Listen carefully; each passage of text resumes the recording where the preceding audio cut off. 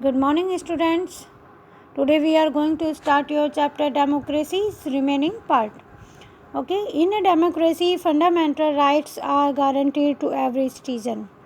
लोकतंत्र में प्रत्येक नागरिक को फंडामेंटल राइट मौलिक अधिकार जो है वो प्रदान किए जाते हैं.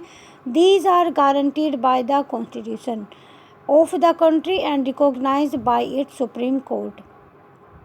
इसकी गारंटी कौन देता है? उस देश का, हमारे देश का जो है संविधान इसकी गारंटी देता है और सुप्रीम कोर्ट इनको जो है प्रोटेक्ट करता है. In India they include, India में कौन कौन से हैं वो fundamental rights? Right to equality यानी कि समानता का अधिकार. ये अधिकार जो है संविधान ने दिया है कि भारत में रहने वाला प्रत्येक व्यक्ति जो है वो समान है.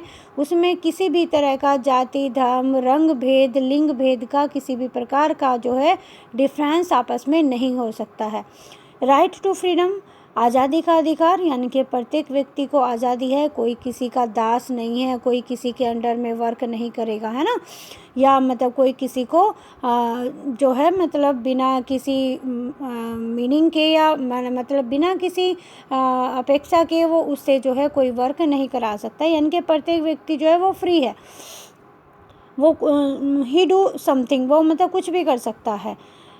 राइट अगेंस्ट एक्सप्लॉयटेशन, शोषण के विरुद्ध अधिकार. यदि किसी व्यक्ति का शोषण किया जाता है तो वो उसके खिलाफ जो है, या किसी को कोई व्यक्ति पीट रहा है या किसी तरह से उसका जो है उसको परेशान किया जा रहा है किसी भी फील्ड में, तो वो जो है वो कोर्ट में जा सकता है.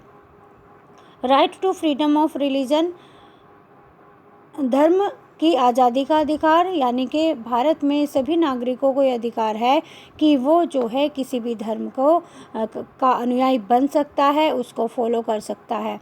Cultural and educational rights, Bharat में प्रत्येक व्यक्ति जो है उसको सांस्कृतिक अपनी संस्कृति के अनुरूप जो है विचार करने का और व्यवहार करने का अधिकार है और वो कहीं से भी किसी भी प्रकार की एजुकेशन जो है वो प्राप्त कर सकता है.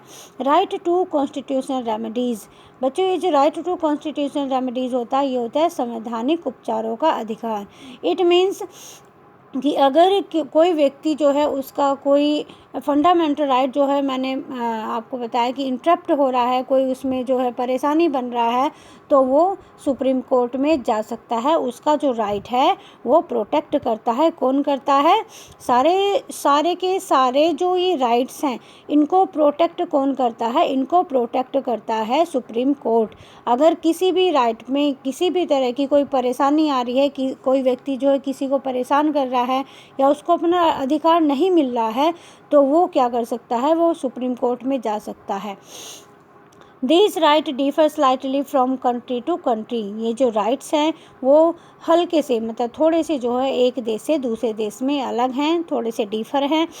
Many countries in the present time have been chosen to adopt a democratic form of government. अब संसार की जो बहुत सारी जो कंट्रीज़ हैं वो क्या कर रही हैं? वो इस समय डेमोक्रेटिक फॉर्म ऑफ गवर्नमेंट को चुन रही हैं. हिस्ट्री ऑफ डेमोक्रेसी, अब क्वेश्चन आपका आता है कि ये डेमोक्रेसी स्टार्ट कहाँ से हुई है, क्या है ये डेमोक्रेसी, है ना. तो let's find out how democracy was born, कि डेमोक्रेसी कैसे पैदा हुई, यानी कि वो कहाँ से स्टार्ट हुई, कैसे स्टार्ट हुई. The key junctures which led to the formation of modern democracy are as follows. जो इसके जो मेन एस्पेक्ट हैं वो जिससे कि आधुनिक जो आपकी ये डेमोक्रेसी बनी है वो ऐसे हैं. The birth of democracy can be traced back to the Babylonian civilization which gave us the code of Hammurabi. जो डेमोक्रेसी का जो जन्म हुआ वो हुआ था बेबीलोन सिविलाइजेशन सभ्यता के दौरान. Which gave us code of Hammurabi, जिसमें जो हैम्मुराबी था उसने क्या किया था? उसने एक कोड बनाया था अपने शासन को अच्छे से चलाने के लिए. उसने कोड ऑफ कंडक्ट बनाए थे, कोड बनाए थे उसने.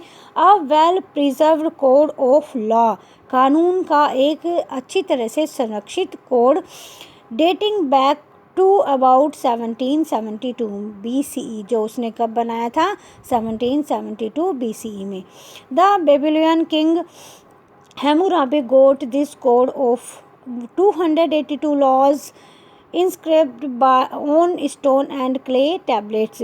ये जो बेबीलोन का जो राजा था हैमुराबी, इसने अपने जो 282 लॉज थे, कानून थे, नियम थे, उसको इसने स्टोन पर और क्ले टेबलेट्स पर जो है क्या किया था, उसको उकेरवा दिया था, यानी कि उसको जो है लिखवा दिया था, ताकि सभी व्यक्तियों के पास मतलब सभी व्यक्ति जो है उसको मतलब पढ़ सके, समझ सके, और वो काफ़ी लंबे समय तक जो है वो बने रही। तो अब आपने देखा कि जब उसने उस समय पर 1772 में उसको जो है लिखवाया था, और वो अभी तक हैं, क्योंकि वो उसने लॉन्ग लास्टिंग समय के लिए जो है उसको क्या कर दिया था, प्रिजर्व करवा दिया था। In India A somewhat democratic system was in existence during the 6th century BC। Bharat में जो डेमोक्रेटिक सिस्टम था, जो लोकतांत्रिक सिस्टम था, वो किसी न किसी प्रकार से उपस्थित हो गया था कि समय 6th सेंचुरी BCE के दौरान। Mahajanapada were city state that had either a monarchial form of government or the Ganasangha form. जो महान जनपद थे वर द सिटी स्टेट, वो क्या थे बच्चों, सिटी स्टेट थे। जैसे एक बड़ा सा सिटी है ना, और उसका शासन जो है वो चलाया जाता था, तो उसको जो है महाजनपद कहा जाता था।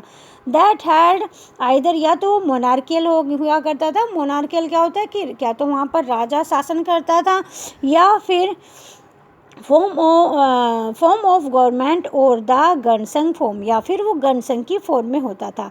इन ए गणसंघ और गणराज्य the state was ruled by A group of people. अब ये जो गणसंघ होता था बच्चों, गणराज्य जो होता था, इसमें जो शासन करते थे वो ग्रुप ऑफ पीपल शासन किया करते थे। Who were elected by the tribes member, जो उस समय के जो ट्राइब्स थे, जनजातियाँ जो होती थी, उनको जो चुनती थी। The head of clans of various tribe ruled the territory collectively. और जो हेड होते थे क्लान्स के, वो क्या करते थे, वो अलग अलग ट्राइब्स के हुआ करते थे, जनजातियों के हुआ करते थे, और वो इस पूरी टेरिटरी को, पूरे जो राज्य होता था उसको इकट्ठा होकर के मतलब उसको चलाते थे। Vaishali in Bihar was the largest of these republics.